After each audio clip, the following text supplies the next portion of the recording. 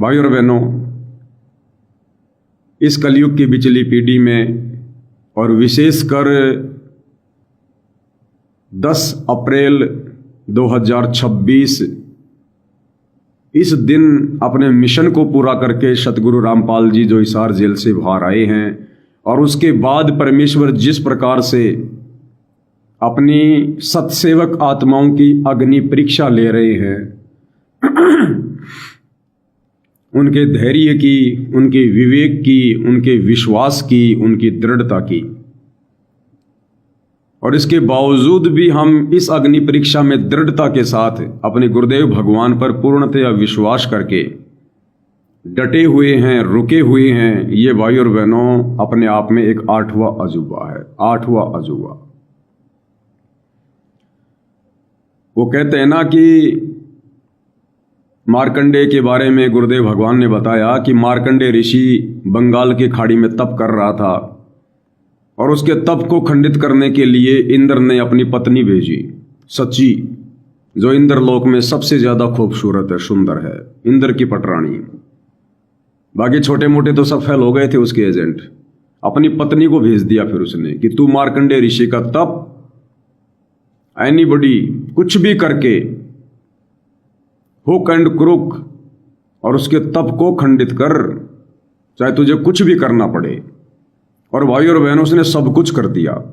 गुरुदेव ने बताया उसने अपनी कमर का नाड़ा तक तोड़ दिया अंत में नग्न होने के लिए, और नग्न होके खड़ी हो गई। लेकिन मार्कंडेय ऋषि टस से मश नहीं हुआ। तब उस शची ने कहा कि हे महात्मा जी, हे ऋषि जी, आपकी समाधि कहां लगी हुई थी, आपकी सुरती कहां लगी हुई थी? मेरे सुंदर रूप को देखकर, मेरे यौवन को देखकर मैंने जो वातावरण तैयार कर दिया था, बसंत जैसा मौसम बना दिया था, इन सब को देखकर ये जंगल में छोटे मोटे ऋषि मुनि तपस्वी बाबा थे, ये तो सब आउट हो गए, विचलित हो गए अपने तप से, अपने धर्म से। आपके ऊपर जरा से भी आंच नहीं आई, जरा भी फर्क नहीं पड़ा आपको, आपकी समाधि कहां लगी थी? तो उसने कहा कि मेरी ब्रह्मलोक में लगी थी समाधि। तो ठीक इसी प्रकार भाई और बहनों, 11 साल तक तो गुरुदेव भगवान ने हिसार जेल में बैठकर हम सत्सेवकों की परीक्षा ली, पूरी संगत की परीक्षा ली। और इस परीक्षा में ये जो जैसे वो छोटे मोटे ऋषि महात्मा मुनि थे जो उसके यौवन को देखकर विचलित हो गए, ऐसे ही सतलोक आश्रमों से जुड़े हुए भाई बहन, गुरु का परिवार, कोऑर्डिनेटर, ये ऋषि संत महात्मा भगत, ये सारे के सारे फेल हो गए, सारे के सारे। और उसके बाद इंद्र की पत्नी ने अपना कमर का नाड़ा भी तोड़ दिया, अंत में नग्न होकर खड़ी हो गई कि अब तो ये डगमग होगा ही होगा। फिर अंत में गुरुदेव भगवान ने धनाना आश्रम में आकर और परमेश्वर जी ने अपने ही परिवार के उन भक्ति विरुद्ध कर्मों का भी समर्थन कर दिया, उन्हें कुछ ना कहकर, उल्टा उन्हें आशीर्वाद देकर। तो परमेश्वर ने सोचा कि अब तो ये बच्चे डगमग हो गए ही हो गए, अब तो ये साध संगति वाले विचलित हो ही जाएंगे।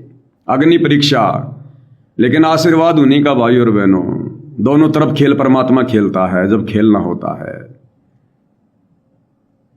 तो परमेश्वर जी के आशीर्वाद से भाई और बहनों हम उसके बाद भी डगमग नहीं हुए। हमारा विश्वास रति मात्र भी अपने गुरुदेव भगवान से विचलित नहीं हुआ, मन में कोई दोष पैदा नहीं हुआ। और भाई और बहनों, इस अग्नि परीक्षा में गुरुदेव के आशीर्वाद से, देखो उनके आशीर्वाद के बिना कुछ नहीं है। आप और हम चाहे कितने ज्ञानी हैं, कितने महाध्यानी हैं, कितने विद्वान हैं, कितने कुछ हैं, अगर सतगुरु रामपाल जी भगवान परीक्षा ले और उस परीक्षा में एक जीव पास हो जाए, ये तो सौपन जैसी बात है। हम तो 8वीं 10वीं 12वीं की परीक्षा में भी फेल होते थे, सप्लीमेंट्री आती थी, ग्रीस लग लग के पास होते थे। और ये भगवान जिसकी परीक्षा ले वो पास हो जाए, ये परमात्मा खुद ही पास करवाता है। तो आज लगातार इस अग्नि परीक्षा में हम भाई बहन सफल होते जा रहे हैं। हम पूरा का पूरा श्रेय, पूरी की पूरी महिमा इस महा उपकार के लिए अपने पूज्य गुरुदेव भगवान के चरणों में दंडवत करके समर्पित करते हैं और अर्ज करते हैं गुरुदेव भगवान से कि ये परमात्मा इसी प्रकार से हम नीचों पर रजा बना के रखना। उसके बाद भाई और बहनों, 90 डिग्री वाले प्रवीण भगत जी ने, अब उनको प्रवीण एलावत कहने की आवश्यकता नहीं है, क्योंकि जो चोट परमात्मा ने अपनी आत्मा पे मारनी थी वो मार दी परमात्मा ने। वो कुबद का जो गढ़ था, जो जाने अनजाने में, नादानी में हम लोग लिए घूमते हैं, कोई अपने कुल की छाप लगा लेता है, मतलब हर प्रकार की कुबद है यहाँ तो काल के द्वारा पैदा कर रखी है। तो परमात्मा जी के संकेतों को भाई समझ गया है। आज वीडियो बनाकर उन्होंने अपने गलती के लिए पश्चाताप किया है, हृदय से परमात्मा से माफ़ी मांग ली है।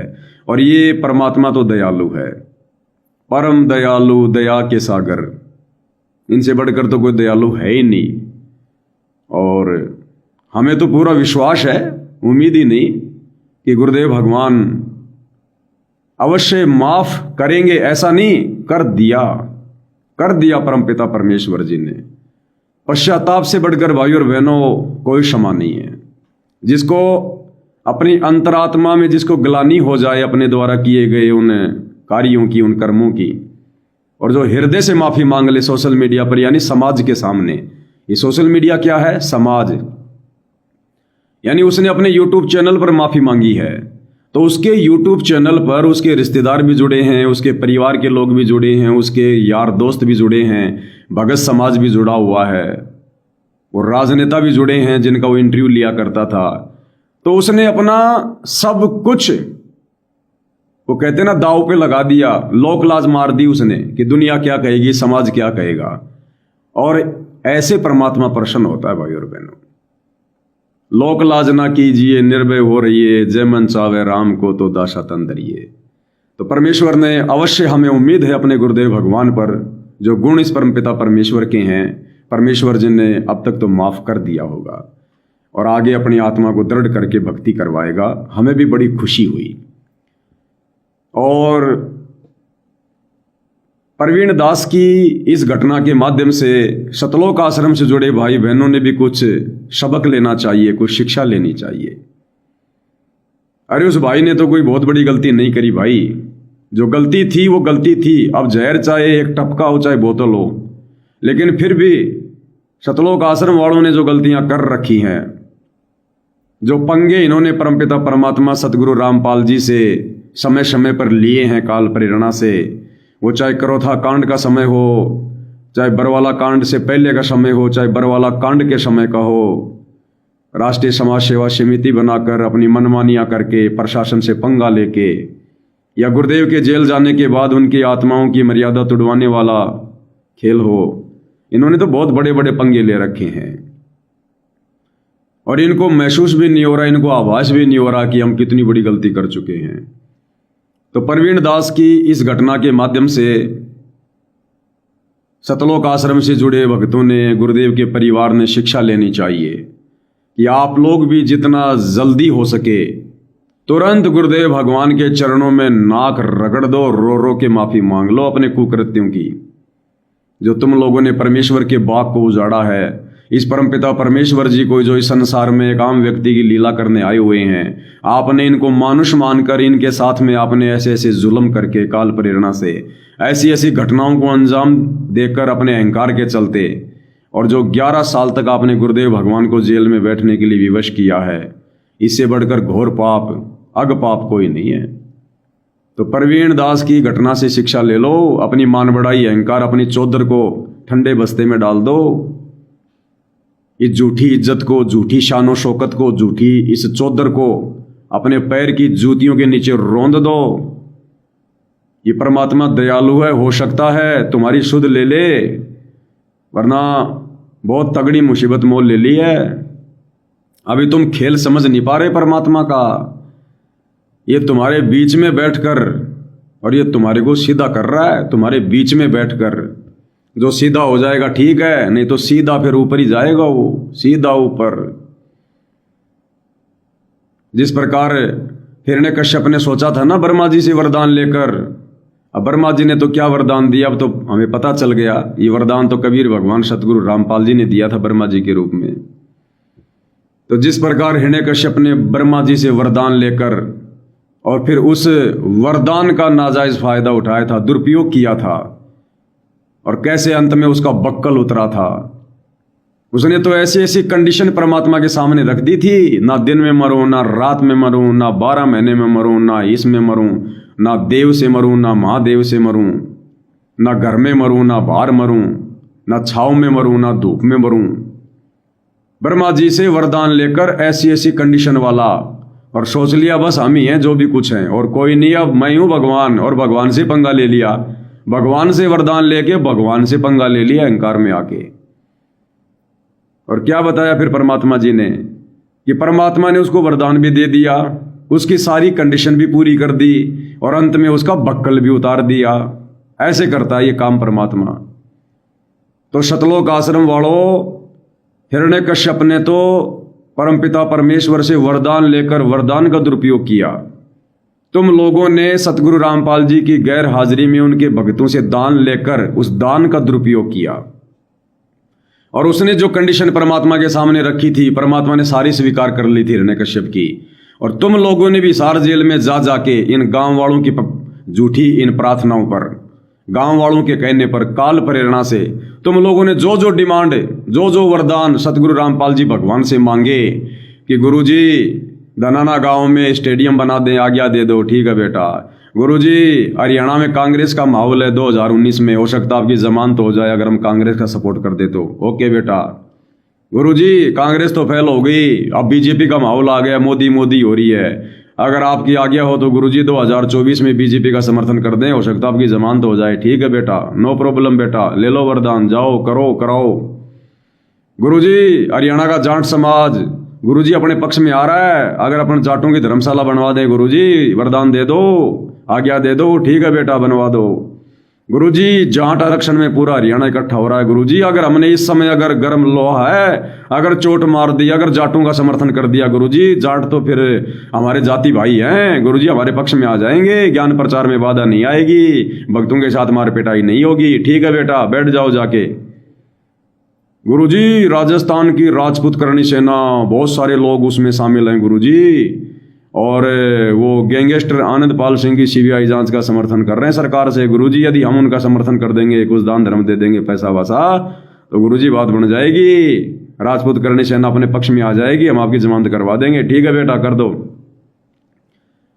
तो सारी कंडीशन भी गुरुदेव भगवान ने सतलोक आश्रम वालों की पूरी कर दी, जैसे हिरण्यकश्यप की थी। और अंत में परमात्मा इन्हीं सतलोक आश्रम वालों का बक्कल भी उतार देंगे, आप देख लेना, इन्हीं के बीच में रह के, जैसे हिरण्यकश्यप की सारी डिमांड पूरी करके और अंत में उसका बक्कल उतार दिया।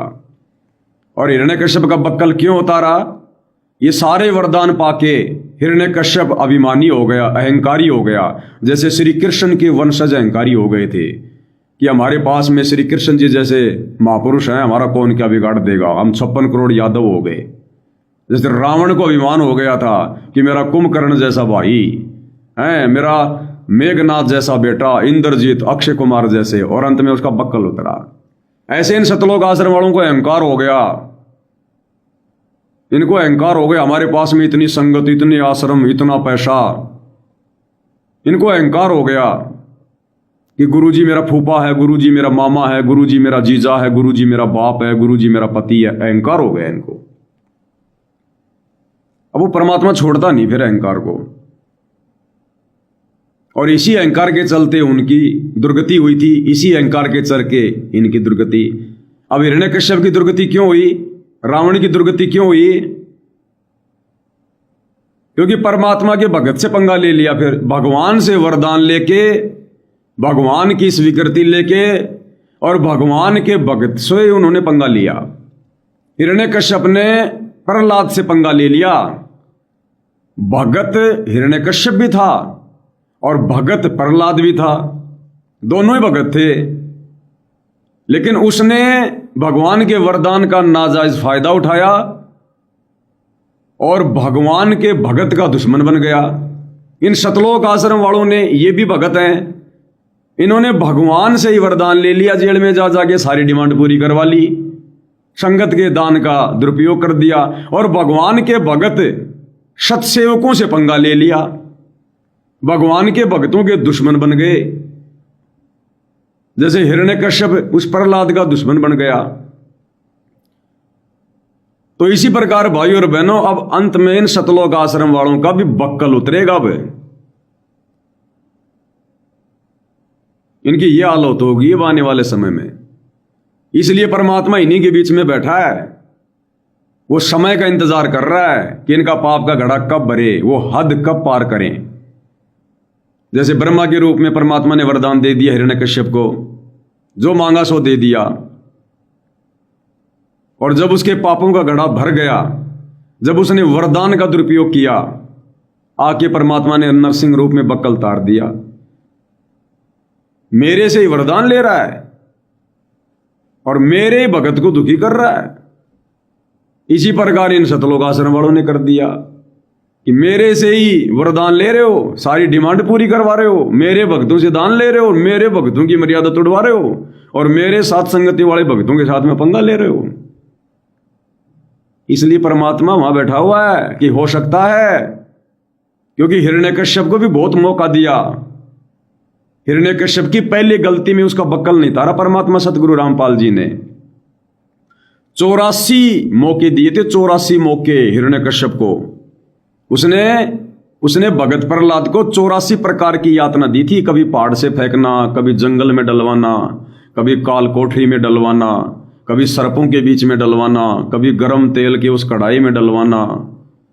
84 प्रकार की यातना दी थी, अर्थात 84 चांस, 84 मौके दिए थे भगवान ने कि सुधर जा, सुधर जा, सुधर जा। इन आश्रम वालों को भी देख लो, मौके पे मौके दे रहे हैं भगवान, मौके पे मौके। सुधर जाओ, सुधर जाओ, संभल जाओ।